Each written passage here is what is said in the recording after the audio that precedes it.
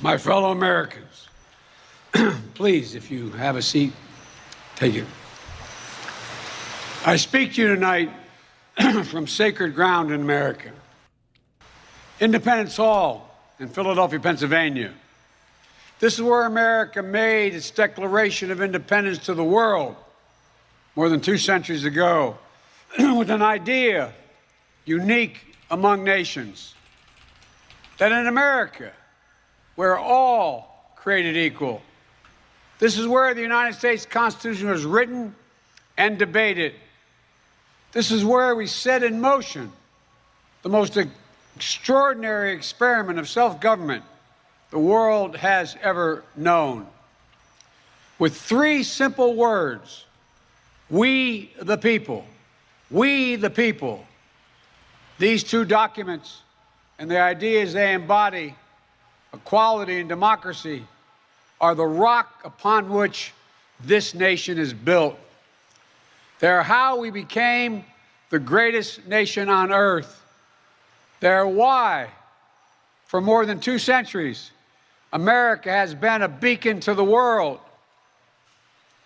But as I stand here tonight, equality and democracy are under assault. We do ourselves no favor to pretend otherwise. So tonight, I've come to this place where it all began to speak as plainly as I can to the nation about the threats we face, about the power we have in our own hands to meet these threats, and about the incredible future that lies in front of us if only we choose it. We must never forget, we the people are the true heirs of the American experiment that began more than 2 centuries ago. We the people have burning inside of each of us the flame of liberty that was lit here at Independence Hall. A flame that lit our way through abolition, the Civil War, suffrage, the Great Depression, world wars, civil rights. That sacred flame still burns.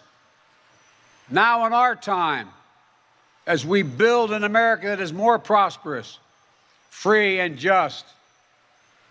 That is the work of my presidency, a mission I believe in with my whole soul. But first, we must be honest with each other and with ourselves. Too much of what's happening in our country today is not normal. Donald Trump and the MAGA Republicans represent an extremism that threatens the very foundations of our republic. Now, I want to be very clear up front. Not every Republican, not even the majority of Republicans, are MAGA Republicans. Not every Republican embraces their extreme ideology. I know, because I've been able to work with these mainstream Republicans. But there's no question that the Republican Party today is dominated, driven, and intimidated by Donald Trump and the MAGA Republicans. And that is a threat to this country. These are hard things. But I'm an American president, not a president of red America, blue America, but of all America. And I believe it's my duty to level with you, to tell the truth, no matter how difficult, no matter how painful. And here, in my view, is what is true. MAGA Republicans do not respect the Constitution. They do not believe in the rule of law. They do not recognize the will of the people. They refuse to accept the results of a free election. And they're working right now, as I speak, in state after state, to give power to decide elections in America to partisans and cronies, empowering election deniers to undermine democracy itself. MAGA forces are determined to take this country backwards. Maybe you're right and I'm guilty of what you say, but how do we get back before a MAGA republic, before a MAGA republic and at least respect each other. I don't want violence for either side. You don't get to make that choice. That's not your choice. That's collectively our choice, right? It's a prisoner's dilemma. That's where you're in. You can either both cooperate or you both fuck each other over and then we civil war. But one side cooperating means the other side will always fuck you over. That's where you're at. The sooner you understand that and realize that, it's a very well understood phenomenon. It's not crazy. We called it appeasement at World War II. We call it prisoner's dilemma in psych in high school. Like it's very, very, very obvious. It's very easy to understand that dynamic. That's where we're at right now. So backwards to an America where there is no right to choose, no right to privacy, no right to contraception, no right to marry who you love. They promote authoritarian leaders and they fan the flames of political violence that are a threat to our personal rights, to the pursuit of justice, to the rule of law, to the very soul of this country. They look at the mob that stormed the United States Capitol on January 6th, brutally attacking law enforcement, not as insurrectionists who placed a dagger at the throat of our democracy, but they look at them as patriots. And they see their MAGA failure to stop a peaceful transfer of power. Wait, because I don't want to do the Alex Jones thing. I'm not here to just rile people up. You can't reseal Pandora's box, buddy. You all made the bed, now lay in it. Well, I don't know if that was supposed to be. So whatever me or not whatever me. The political temperature can absolutely come down. One person alone could easily could cut the political temperature in half, and that's Donald Trump. Very, very easily. One of the things that was so disappointing was if you followed Trump throughout the primary season in 2016, there were times when Trump was magnanimous, and a lot of us kept thinking like, okay, maybe if he wins the election, maybe he's going to like switch on like the super Trump negotiator, like businessman, cordial guy mode. He's just like really aggressive and competitive. Now that never happened. But like the whole political temperature in the country could change in an instant. It literally could change in an instant if Donald Trump wanted to. The left can't do it because the Republicans are the ones that are constantly jacking it up. Yeah.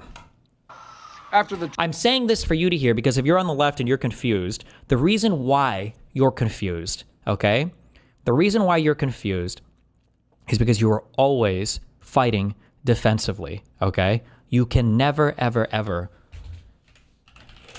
You cannot win anything in a defensive war. The only thing you can do is come out as even. If these are two countries, I don't know why they're boobs. If you get invaded by some enemy force here and you manage to win 100% of the war, the only thing you've done is taken back all your land. That's it. You don't actually win anything. You're just even, right? At best. And you don't always win 100%. You might not win 100%. Ukraine is saying that right now, right? You have a bunch of Republicans who have been cheerleading the most aggressive, disgusting, vitriolic, damaging, violent rhetoric that we've seen in my lifetime from a U.S. president. Just on unbelievable levels. They're stepping into your world and saying, guys, you need to be nicer. You need to turn it down. Excuse me. Fuck you. You guys can turn it the fuck down. You guys are the ones who are pushing all of the insanity right now. You have to calm the fuck down. And if they don't, and you decide to let them step into your territory and then throw your own rules at you, they're only doing it so that they can continue to push on their advantages. That's it. That's all they want to do. 2020 election as preparation for the 2022 and 2024 elections. They tried everything last time. The crazy thing is that, statistically speaking, somewhere in America, a liberal told their conservative friend, holy shit, did you see how crazy that school shooting was? And the conservative friend was like, bro, not funny. And the friend is like, what? And he's like, I get it. Charlie Kirk died at a university. He's like, wait, what? Charlie Kirk died? Oh shit, no, there was a totally different school shooting that just happened. I didn't even know Charlie Kirk died. That's how fucked our country is right now, okay? Jesus Christ. To nullify the votes of 81 million people. This time, they're determined to succeed in thwarting the will of the people. That's why respected conservatives... The toning down the rhetoric. God. The very same people who never tone down the rhetoric. Is he at least attacking the right, or is it both sides still? It's fucking crazy. Politico reports a moment of silence for Charlie Kirk on the House floor just now quickly devolved into chaos and yelling, with every lawmaker standing up and... Wait, no suspect yet? I think it was a shot from far away, and I think he either ditched his shit or he just packed up and left. This is like the nightmare scenario. I don't talk about this much on stream. I might have once or twice before. I talk about it a decent amount with real life friends. The nightmare scenario is I really do feel like if you wanted to kill anybody in the US, it's very easy to do so. And if you're not like retarded, you can do it with a decent level of effectiveness and maybe not even get caught. And I mean, that's kind of what we saw here. Like, it's just, you can be lethal at range so easily. I don't know, like, you're just never supposed to be in public. Are you always supposed to be behind like Pope glass? Do you never like exist in an arena that's not, you know, metal detector? Like, it's kind of crazy. Quiet observance. Representative Lauren Boebert demanded a spoken prayer. Silent prayers get silent results, she said. Everything is a fucking performance for these people. Why are you pretending you even have a side? The Democratic Party is split. Half of the party hates the West. You don't have a united front anymore. That's not true. You only think that because all of the crazy shit that you consume on the right is telling you that. The No Kings protest shit that we did, there was one day where a bunch of LARPy, cringy Palestinian losers came out with their fucking flags. And then after we did that, the No Kings protest, that was like one of the largest protests in U.S. history. That was a relatively united center-left coalition of voters. So no, the idea that everybody on the left is fucking insane, it's a necessary delusion that your side keeps up to justify your insanity.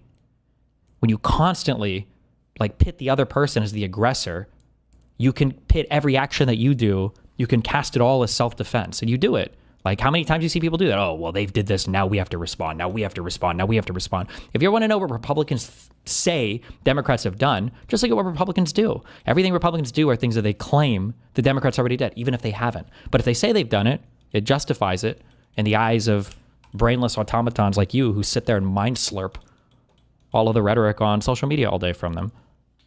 Okay? Everything. Look at this. That's a performance. She is trying to get her 15 minutes in the spotlight. Silent prayers get silent results, she said, leading to jeers from Democrats with some shouting about a school shooting that also happened Wednesday, which is also true. There's a school shooting that took place while this is happening. You understand? Wait, is he attack? Representative Anna Paulina stood up and started shouting expletives at the Democrats before Speaker Mike Johnson gavelled lawmakers down. This is disgusting, said House Republican granted anonymity to react candidly to the clash.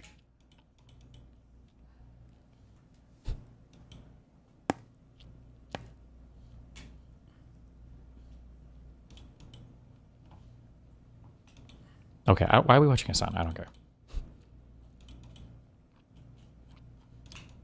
Keep in mind also, I will throw a punch to the left, although some of the right losers supported this guy too. This shit is the same as Luigi as well. Anybody that cheerlead that shit, you guys are fucking crazy. You're out of your fucking mind to think that you could just sit there and clap along when Luigi walks up and shoots somebody, and then when Charlie Kirk is shot. Now, I don't know how many people on the right supported that versus the left. It felt like everybody online supported it. It's hard to say, but...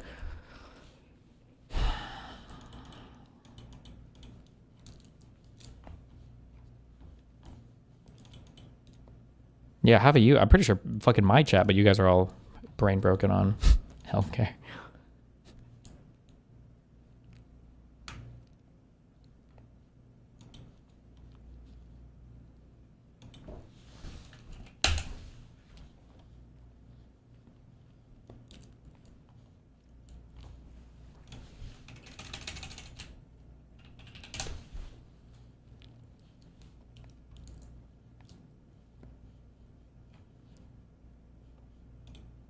Wait, is there like a CNN live channel?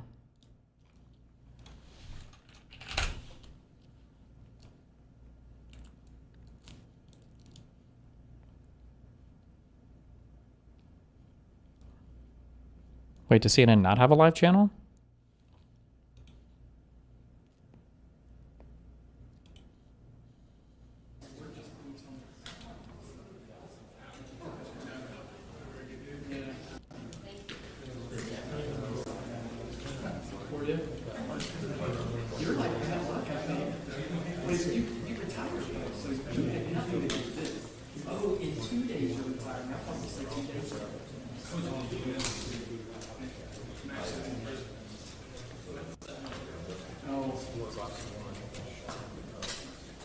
I haven't moved here yet, but I was getting ready to. I was in Georgia, yeah.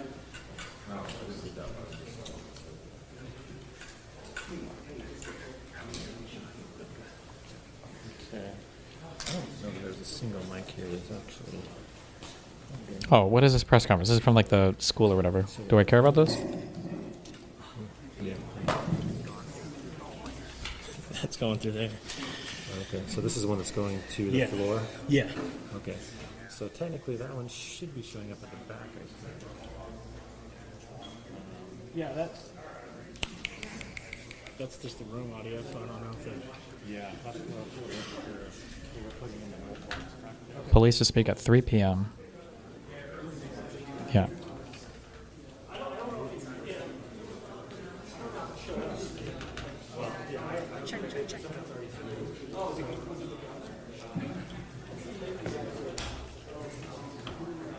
My fucking God.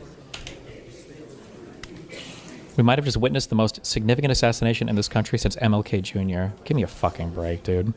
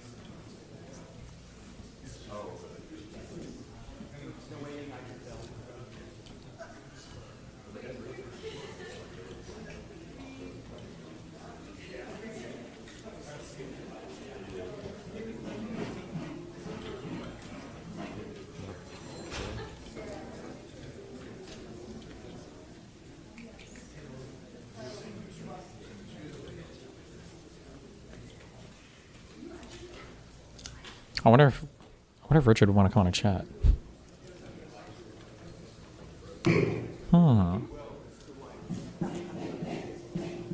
Okay.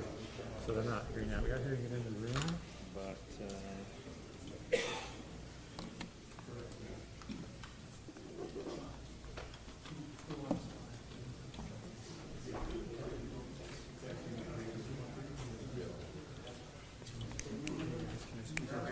Thanks, man.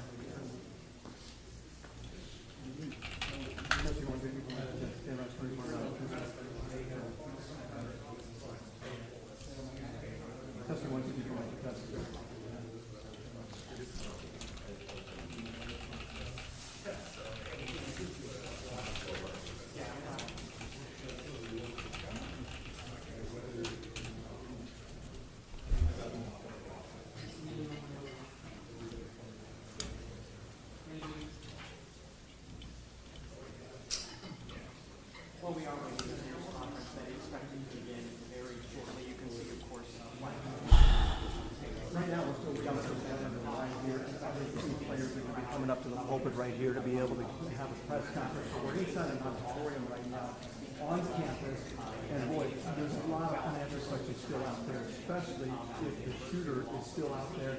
We did see a picture that somebody sent me of some SWAT team members out in the Orem neighborhood there. I don't know if you remember or not, a little bit earlier. Did they catch the person who shot him? Nope.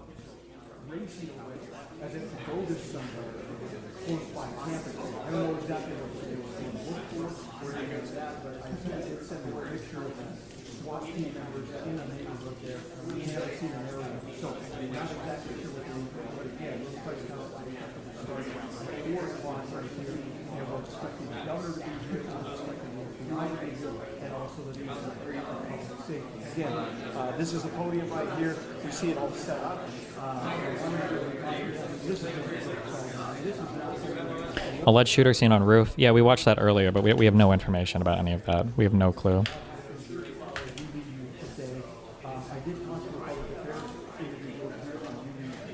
I don't even know if this was from after the shooting So there's somebody on the roof right there? or before. What? Sam? Sure. He just ran from over, where's my finger? Well, from over there, ran in. And now he's right there. Just saying, just getting right up. Yeah. You think he'd already be in place? You would think that. So this There's a second video of them running, not safe for life, second video post. Yeah, we saw, or I saw that, but I still don't have, I don't know. It could be anything. I don't know how often people are on these roofs or what security looks like, if there's a lookout dude, if there's any kind of secret service. I literally have no idea. I have no clue. Nobody else knows. So until more information comes out, who's to say? As someone else who was alive and watching the news when the Tea Party was around, it really feels like that was the beginning of the end of any sort of rational GOP. The more I look back, the more I wish we could have started noticing this happening in 2010, not 2020. The Tea Party was a huge blow to the conservative brain. That was one of the reasons why I was so happy to fucking obliterate Sarah Palin beside Mehdi Hasan, because I hate that woman. I blame her a lot for the mind rot that my parents now suffer. Like that, her and that whole Tea Party shit was fucking, it was so corrosive. I mean, conservatives were already a little bit fucked, but Everyone we talked to that was so close to this was unusual. Everyone that saw this happen, nobody saw this either. I couldn't interview anybody finding that actually saw what was done. And so there's a lot of questions there as to where he may have been, he or she may have been when those shots were fired. But everybody's knowing it was one shot. what was the Tea Party thing? They started off as like a offshoot of the Republican Party that was like, they say they're more libertarian, but when they say libertarian, they just mean like more extremely conservative, basically. And I think they were getting a little bit away from, they were a little bit, I think, more isolationist. Like, I think that it was a reaction to like big business, like neoliberalism, kind of, or neoconservatism. I think they were a bit anti-interventionist. They didn't like the Iraq, Afghanistan stuff, I think. Didn't like the support for big business and all that. And then I feel like from the Tea Party shit, the conservative party started to kind of like morph and change. People like Glenn Beck were like the figureheads of this, a little bit more conspiratorial. Yes, I'll try and find that out, and if I find anything, I'll let you know. So certainly presents a challenge. Okay.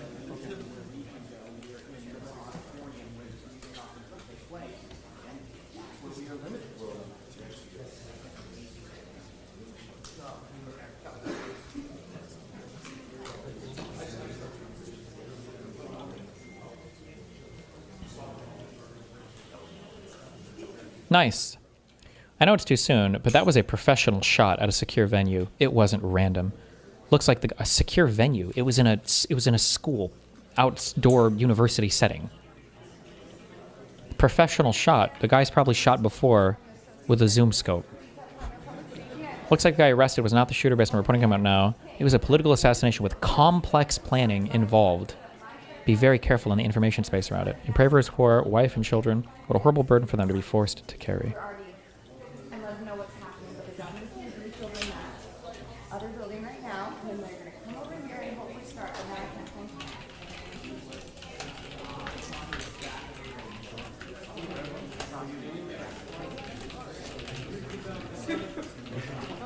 Oh, sorry about that. Yes.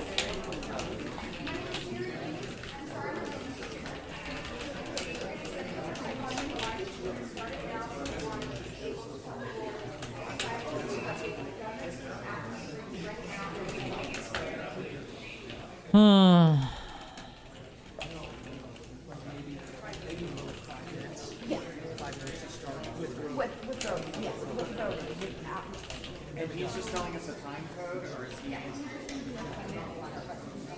Oh, okay. Yeah. He couldn't deal or not. And then,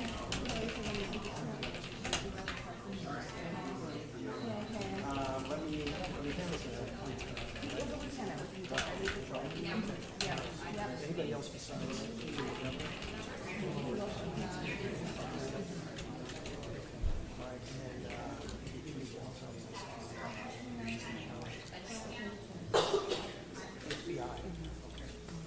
What is the time zone? At 3 p.m. Even if it was PST, it'd be speaking right now. This is dumb.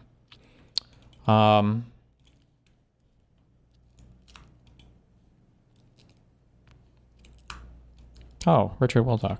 He said 15 minutes.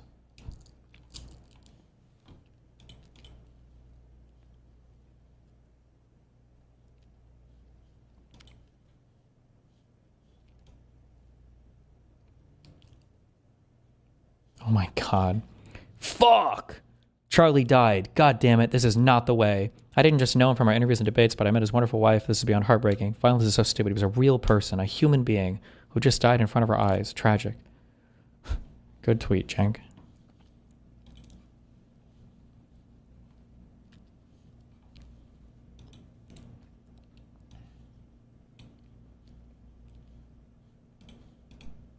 Who did this? It's interesting. We don't know who did this, but I do know it doesn't help the left, which makes me think, is it the left? I don't know. We don't know, but it feels professional. That's all it feels to me, you know? Keep in mind that they said that this feels professional, right? Because the guy did one shot, hit, killed. But also, the stupid fucking kid who missed Trump, that was also professional. Remember, they believe that that was like a staged thing as well. So I guess we splurged for money when it came to Charlie Kirk, but we cut corners when it came to Donald Trump. Like, none of this is real. This is all like a delusional fantasy to these people. Like, it's just, these are all just like games to these guys.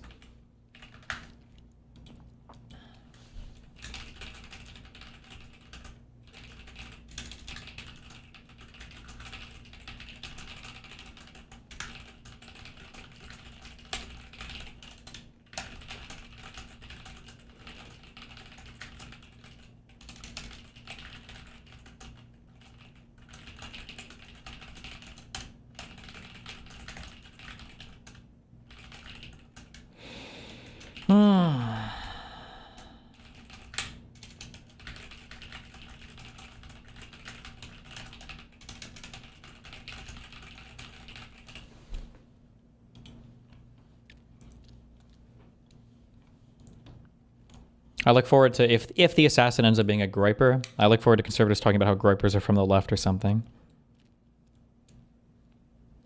Jesus, who the fuck is it? Oh, is Yellow Banks? Wait, who the fuck is this? Is this like a troll account or what? I don't even know. A socialist account?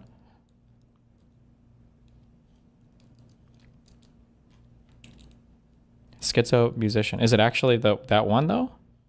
Okay. Oh, she is schizo. She is insane. Oh, okay. I had no idea. All right. Jesus.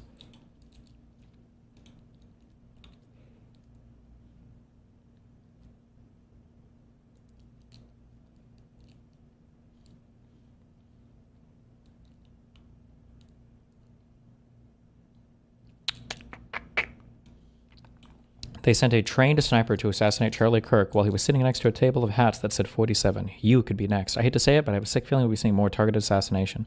The left are terrorists. All of them are. Nice.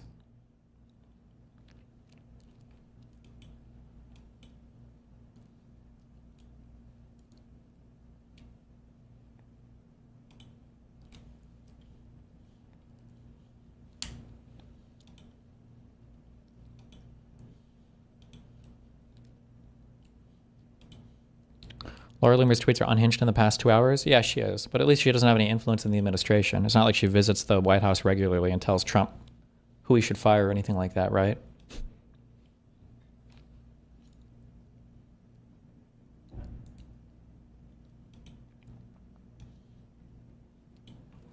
Anyone who sacrificed their soul on the altar of Israel, as Charlie Kirk did, should strongly consider changing now. Jesus Christ.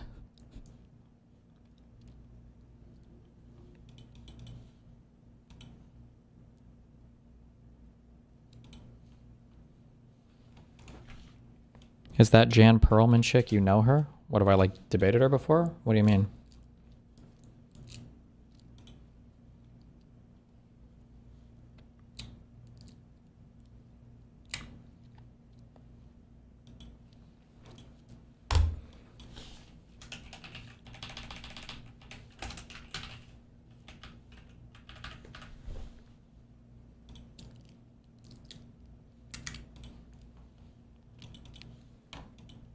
She talked with Vosh a bunch. Okay.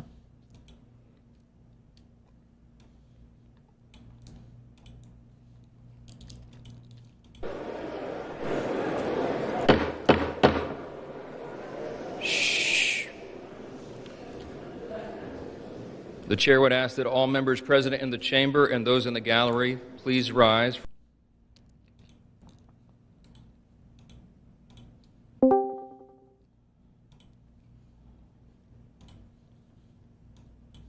Hi, Steve. Wow, hey, what's up? Hey, hold on. I'm trying to figure out. Sorry, I'm a new Discord, bro. All right. Oh, let me. Hold on. Give me a second. Let me just close my closet so nobody sees me.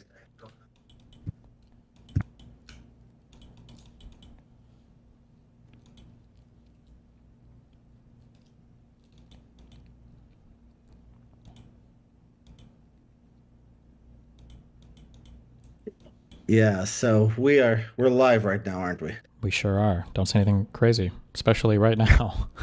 It's a bad time to have, to make an ill-considered take. Man. It sucks. It really sucks. I mean, do you ever meet Charlie Kirk?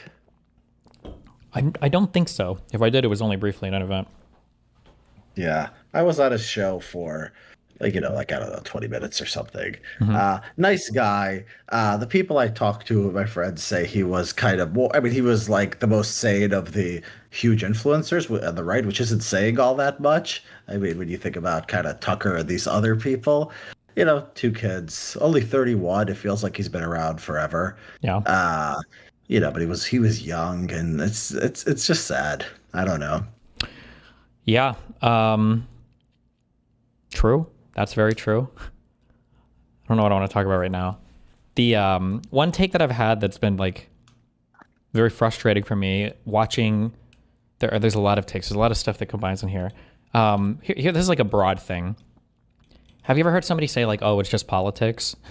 You ever hear that like saying like, "Oh, this is just politics"? It's like, sure. I feel like that's like a luxury position that there are a lot of people that kind of dabble, especially in the social media world, in like quote unquote politics. I think there was a big article on maybe in WAPO or New York Times a long time ago. They called it like political hobbyism. That people kind of treat it as just like sports teams and games, and you follow along and you are really mad or you're happy based on if your team wins or loses.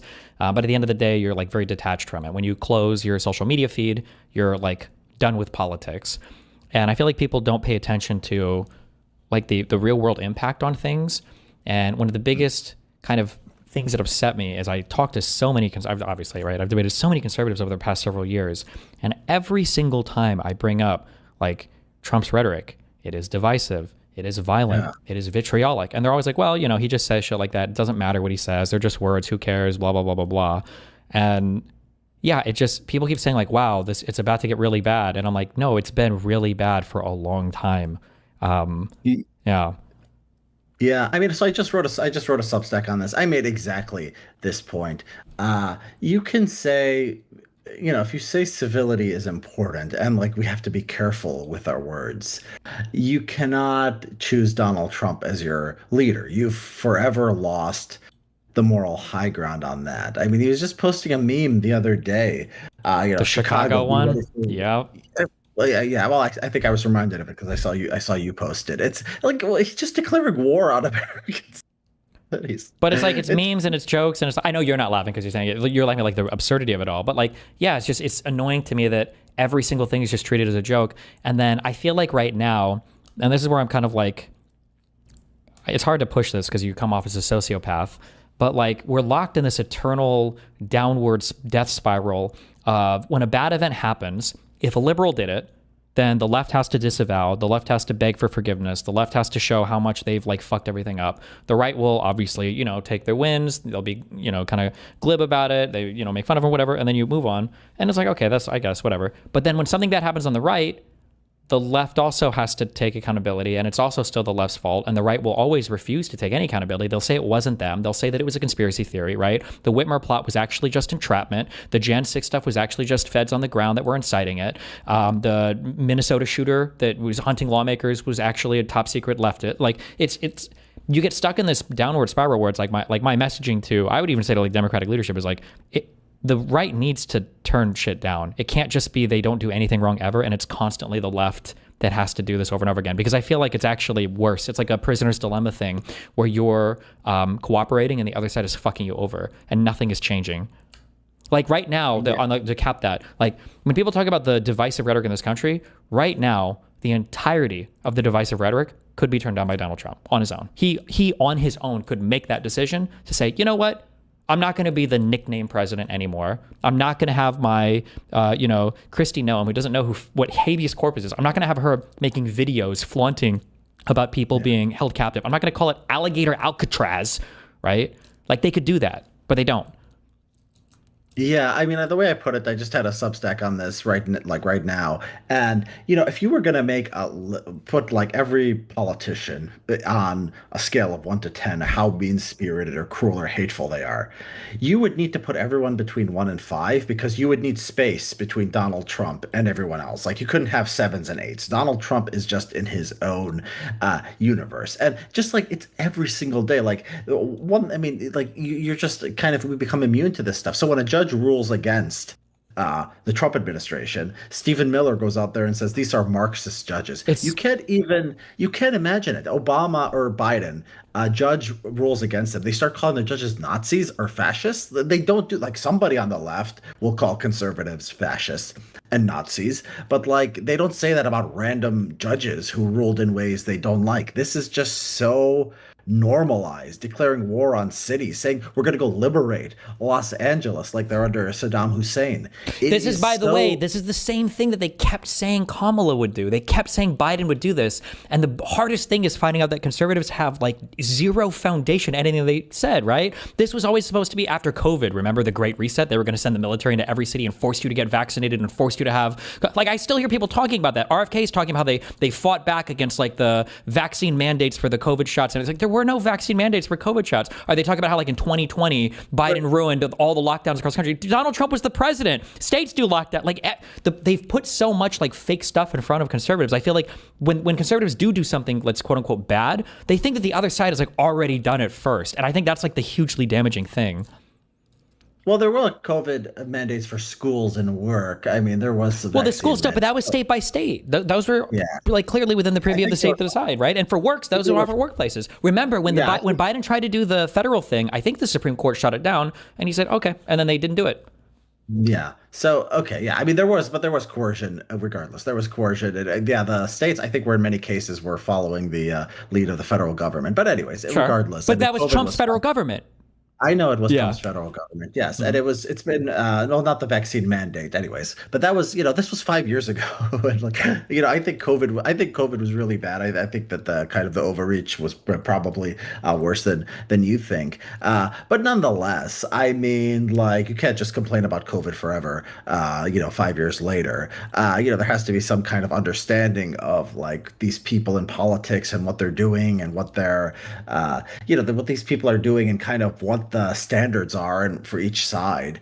And the like rhetoric of Donald Trump is just on a different level from everyone else. And even the powers that he seizes, these people, they don't want you to. You see this guy, this Fisher King guy. They like if you call Trump, if you call him a dictator, like somebody will take it upon themselves. Like, well, we can't criticize an expansive view of executive power. This is just kind of normal politics. So I mean, it's kind of insane. I do wonder, we could talk about them all day. I do wonder what are they going to do now? Charlie Kirk was a big figure. He was kind of like the standard of like what the mainstream of MAGA was at any particular moment. He had a cultural presence. He was mocked on South Park. I wonder if they're going to just cancel future episodes that are mocking him. He was he was like a cultural figure. He was one figure who broke out of kind of the conservative influencer space. And I just wonder like what comes next? Like what happens now that Charlie Kirk is not there? I mean, we've just lost somebody who was actually important in our politics. Yeah, I feel like it feels a little crass, but I'm the king of crass. I don't give a fuck. Oh, and I guess you are too on Twitter. I appreciate your Twitter account to talk about the political realities of what happens. But it actually is a really big blow because one of the things that I keep pointing out is Donald Trump, the MAGA movement is very much like a cult that's like centered around the Donald Trump cult figure. And the only other people that get credence in that movement are people who are like borrowing from his aura, right? Like Elon Musk was never forming a powerful political party after Trump kicked him out. JD Vance, as much as I say like JD Vance is more of a threat than Trump, he's not really because nobody's following JD Vance anywhere. This guy has less charisma than fucking DeSantis. Charlie Kirk, though, he was very young. He was very bright politically. The guy was, I don't even think he had his fucking GED, right? And the guy's 31 years old and he's built this like worldwide. I thought he was a college dropout. Was he a high school dropout? I don't know. Maybe he had his GED. Maybe he was, I don't even know if he went to college, but maybe, but regardless, like low education background, this guy's 31 years old. He built across the United States. Like he did the thing that you're not even supposed to do because you're old enough, right? For our whole lives, college campuses were always lost to the far left. You know, they're the crazy Marxists and radicalists, and they're just an area that you shouldn't even waste your time in. And yeah, he went in there. He built a huge coalition. Turning Point USA is massive. This guy is talking like the way that I knew that we would know when he's dead is when Donald Trump would tweet it out, because Donald Trump is like personal friends with this guy and talking to his family, and like, yeah, it's a pretty significant figure to lose, I would say. Yeah, that guy had like a huge political future, whether it was in politics directly or on the, you know, organizer side ahead of him. Yeah, I mean, he was kind of whispering in Trump's ear, and you know, it was weird. He was kind of being pushed around by these Fuentes types. You know, they were getting him to become, you know, more anti-immigration, kind of talk more like them, talk these like kind of white identitarian issues. And you're right, he was kind of a brake on it and like a facilitator of kind of where the right was going. But yeah, I mean, it's, you know, it's sad, man. Do you worry about this stuff? You're a famous guy who pisses a lot of people off. I mean, a little bit. I always say that I've talked about it a few times today. I don't usually talk about it on stream because it's like a self-fulfilling thing. But I've always said that it's kind of scary that I feel like it is really easy to kill somebody in the United States. Like if you post up far enough away, you have an AR-15, weapon is easy to buy, scope is easy to buy, shot is easy to take. I don't know how you're supposed to protect against that, save from always having the Pope glass in front of you, always doing indoor events. Yeah, I was at DC on last week, and I was at an event. I got invited to GB News. You know, they're having an opening of a Washington office, and I was, you know, there was no metal detectors or anything. I was there. Nigel Farage was there. I was standing right next to him. The like Howard Lutnick was there, stood next to him. Like, you know, people like throughout the Trump administration, major figures in conservative media. Yeah, there is no barrier. I mean, you can get close to people pretty easily. Yeah. Yeah, not, you know, what can you do? It's gonna I mean, it's gonna have, if it's happening, it's gonna happen. The odds are low, right? How many influencers out there in the world, right? There's thousands of them, and it happens once every several years. Right. But yeah, I mean, it is like you do kind of worry about a situation like this, but you can't worry about it because what are you gonna do? Even somebody said that like, you know, people get shot. It's kind of Second Amendment. You know, I wonder what the gun situation is going to be with this. So yeah, I mean, it is something that you just kind of deal with in a country with guns. Yeah. But I mean, it's scary, obviously, because it's not a very tenable situation. If you feel like any of your political people can be killed at any point in time outside, especially when like everybody has such a huge investment right now. Well, everybody except the center left has this huge investment in ramping up the political rhetoric, the violent rhetoric.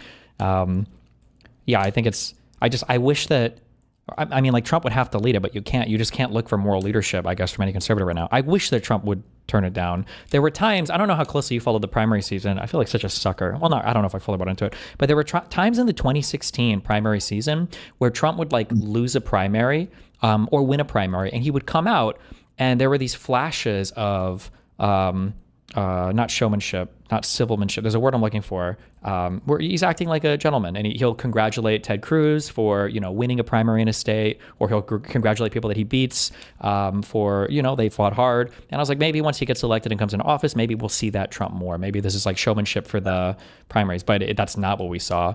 And then, yeah, dude, I remember it was so funny because I remember my biggest fear coming into this election season. You can probably find so many videos of me saying this. My biggest fear was Trump's going to come into office and do nothing and take credit for like all of the Biden investments and just sit back and reap the rewards of it.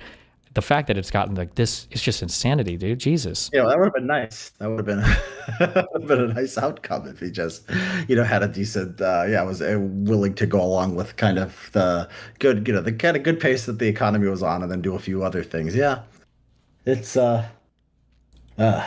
kind of sucks. It sucks, man. It's like, yeah, you're like, oh, Trump could turn it down. Like, no, he can't. I mean, he's 80 now. He's 81. He's been like this his whole life. He's been going crazier and crazier. I don't think you change at that age. I mean, I think it's probably his health problems. We saw recently with when he disappeared for all those days. You know, he's not in position You probably heard after he got shot, there was these profiles of Trump, and he's like, oh, he's like, they're like, he's thinking more kind of spiritually. He's sitting there and thinking he was saved by God, and then like the next day he Caroline, goes back to think who he is. yeah, and you've heard, well, sometimes I wonder if he's thinking of stuff like legacy or otherworldly stuff, because Caroline Levitt, remember in the White House room in the press briefing, was it like a week ago, where she was like, Trump is trying to think of like getting to heaven. Do you remember this? It was a very Yes. fucking weird thing He for her said to that say. himself. Oh, He's okay, yeah. saying that himself. I'm like, He's telling people, yeah. Jesus. A moment of candor when he's like, I don't know how good I've been doing, and so that's why he's trying to end all the wars apparently. But then he's with, you see the India-Pakistan thing? That was wild. What one? The one where he basically he said he ended the war, and it caused a big riff. There was a New York Times story on this. Oh, with, because Modi, yeah. wouldn't nominate him for the Nobel Prize because he didn't do anything. So he was going around trying to claim credit, and like actually causes a rupture with India over like Modi like being unwilling to, like, the Pakistanis are willing to play ball and he wasn't, and this was like kind of a big break between the two countries. Yeah.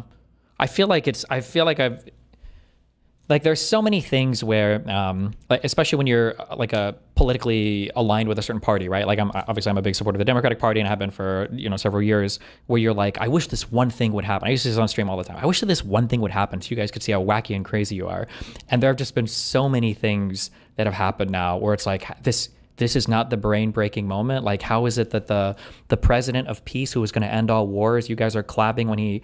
We've already moved on from him threatening to invade Greenland, redraw the borders with Canada after talking to Putin. And now we're clapping as he, bombed Iran and ended that war somehow by doing an offensive action. And now he's like deploying shit to the coast of fucking Venezuela and Brazil. And now we've renamed it, or we have a sub name for the Department of Defense. We call it the Department of War again. And the Epstein stuff, apparently none of that actually mattered ever. And it's just like, what? Like, does anything matter? Is there anything real about any of this? Or is it all really just a game, even in the political world? At least from the conservative side? Like, I mean, no, not really. I mean, look, I think there's a few things that are real at the heart of conservatism. There is, and like Trump can't cross the movement on these things. They don't care. End wars, start wars. They don't care about war. They don't care about economics. They don't care about trade. They can go either way. But they care about demographic change. If Trump says, I want, 10 million more Mexicans to come into the country, you see this pushback whenever he says nice things about Indians or Chinese migrants, about stapling green cards to diplomas. You see the rise up. Now, I'm not talking about the boomer watching Fox News. I'm talking about kind of the online people and the influencer space.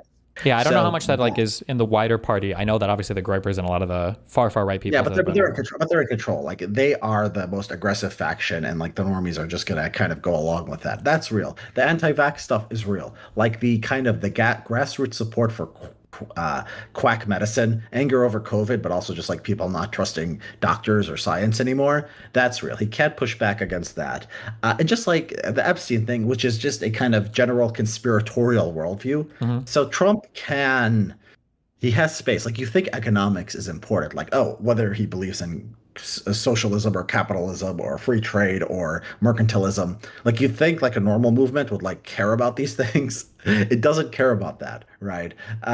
You would think they'd care about constitutional principles or any of that. No, that's out the window. They used to pretend, during the Tea Party era.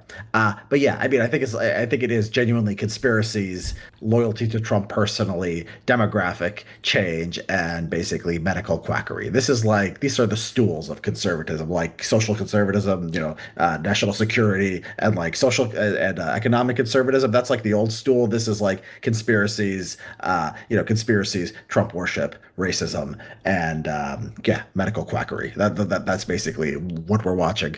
Yeah, I guess when you say these are the core values, I think I would agree with you now. But the thing I would disagree upon, or the thing I guess it was just confusing to me, was that when I think core value, I think of at least something that's like lasting, like has some staying power. It seems like the conservative movement has like dramatically changed in terms of what they cared about from like Bush. Like it's almost like a completely new party. That's what I mean when I say like things have changed. The worry about immigration demographic, that is a long history. They fought back against Bush and McCain. That was kind of unstable. Bush and McCain wanted to give amnesty to illegal immigrants. They rose up. It was a very rare case where they stood up. So this has been years going back, right? This has kind of been social conservatism on the race question, anti-immigration. So that's been there. The medical quackery stuff, I think that's new, but that's because it's not the same people who were there during the Bush years, right? You have a lot of people like Rogan Bros and people who like RFK. They came into the coalition, and these people are they're powerful because that's all they care about. All they care about is their weird theories about medicine. So these are, and then the other, I think the old conservative stuff was kind of, it got pushed aside. It was like a lot weaker than people thought it was. But this stuff, there's a solid basis. I used to think that it was all just the Trump cult, and I moved away from that. Just seeing like this thing specifically that Trump gets pushed back on, and we can see it more and more, as time goes on, as he's like nearing his last days here in office. I think we'll see more of people positioning themselves for what comes next. What do you think he's going to make it through his whole term?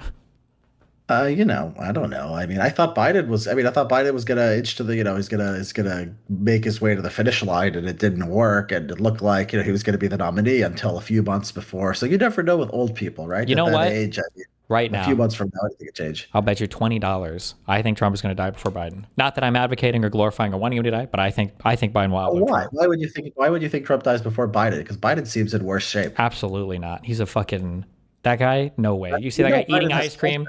He's like prostate cancer. Who cares? You live for 30 years with that shit. They don't even treat it when you have that. Okay, that's just some extra weight, which is good when you're old. You need to put on some more weight.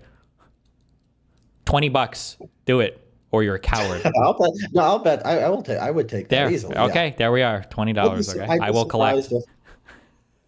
I would be surprised if they're within 4 years of each other. Biden is older. Trump is out of his mind, but Trump is closer to what he was 10 years ago than Biden is. Biden is. I don't know. I actually would disagree with that. I think it's shocking when you look at Trump in the 2016 primaries. That's a whole different person. Biden absolutely slowed down. I agree, but like I feel like Biden went from like here to like here. I feel like Trump went from like here to like here. Trump. I think Biden. They could not put together. Do you read the book by what was that book called? Don't say Tapper.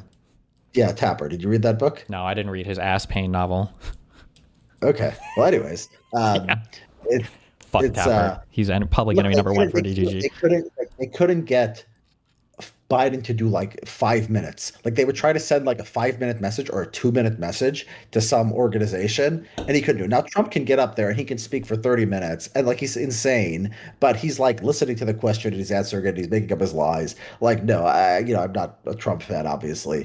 I don't know if I believe that. I feel like when you listen to Trump talk, this guy's mixing up names. He's mixing up places. He's saying a lot of dumb shit. He had his whole like zigzag moment, like he was dodging sniper fire on the carpet when he was going to see Putin in.